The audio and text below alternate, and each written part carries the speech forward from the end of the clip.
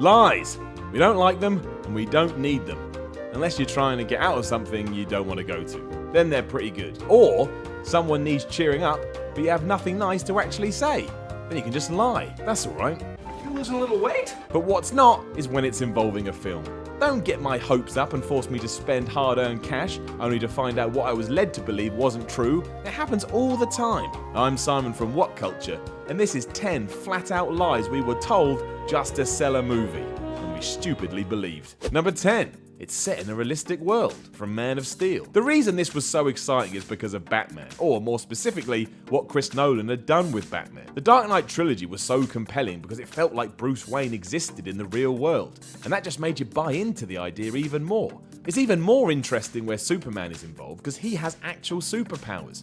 Tinkering with the concept of how Earth as we know it reacts to that is straight up great. But then you watch the movie, and it's littered with sci-fi nonsense more than human elements of interaction, and comes across like some weird alien documentary.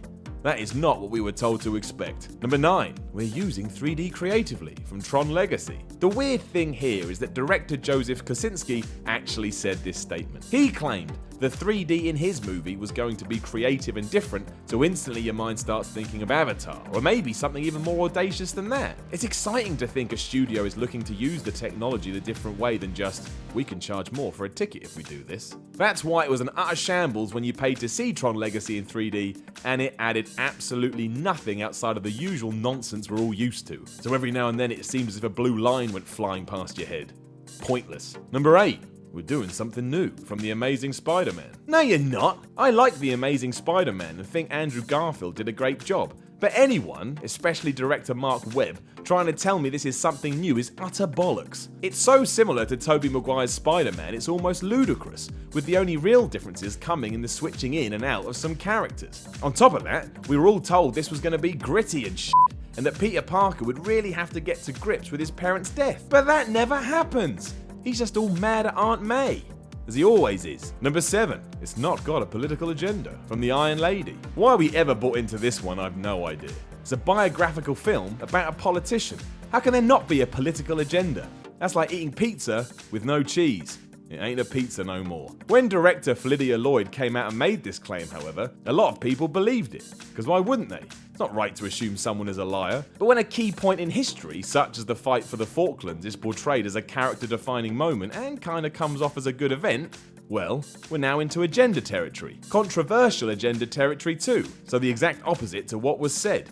Number 6. Ben Kingsley is the Mandarin, from Iron Man 3. This one is actually quite clever given how Iron Man 3 plays out, but it's still a damn lie. Can't spin that. As it turns out when you watch the film, Ben Kingsley the Mandarin is actually a decoy, so he's not the actual Mandarin. And yet in interviews, junkets, Q&As, press releases, and even merchandising, Kingsley is set up as the bad guy. There was no two ways about it. That was going to be his role in the movie. The twist was met with smiles across the world, and Kingsley was great in it. So, as we agreed upon at the start of this list, sometimes lies are alright. Number 5. We've learnt from the last one, from Transformers Revenge of the Fallen. Michael Bay actually said this, even though Revenge of the Fallen was almost exactly the same as the previous Transformers movie, and almost exactly the same as the Transformers that would come after that, and so on and so forth. Actually, scratch that, because it was worse. So when Bay said learnt, he meant learnt nothing. Good work. Number 4. This is what my film's about, from Ridley Scott's mouth. Ridley Scott probably just gets well excited about his movies when he's talking about them, which is fine. In fact, it's nice. Passion is important. But when a lot of what you're saying just isn't true, well, eventually people are going to pick up on that. Let's take Robin Hood, which started life as a dramatic retelling of the legend where Robin was the villain and the Sheriff of Nottingham was the hero. At one point, Russell Crowe was even going to play both roles. When the film was released, however, it was just another origin story. Then there was Prometheus, which had the gall to call itself a prequel to Alien, even though it barely resembled that franchise at all. In fact, I'm convinced you could get the biggest Alien fan to watch it without knowing that information, and they'd never make any connection between the two. Either way, both times fans were told one thing and got another. That's stupid. Number 3. We're going back to the source, from Freaky Friday. While you may not know it, 2003's Freaky Friday was meant to be based on the book that spawned the idea as opposed to the 1972 movie of the same name.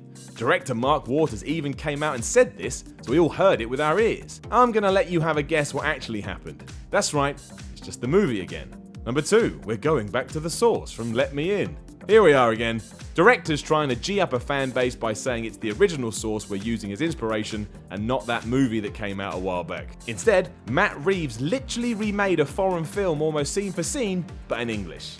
Well, he put a car crash in it, but that is not the same. Number 1, we're going back to the source from Total Recall. First and foremost, who the hell decided to remake Total Recall? Secondly, who the hell agreed to star in it? It's a disaster waiting to happen. Also, it was absolute lies. It didn't even think about the original story that inspired the Arnie movie. This was just that, all over again, but with no Arnie, so it was worse. Know of any other films that outrightly lied? Let us know in the comments below, and then don't forget to like, share, and subscribe. You can even come find me on Twitter at SimonMiller316. I'm Simon from Whatculture, and as Simon is my real name, I have not lied to you.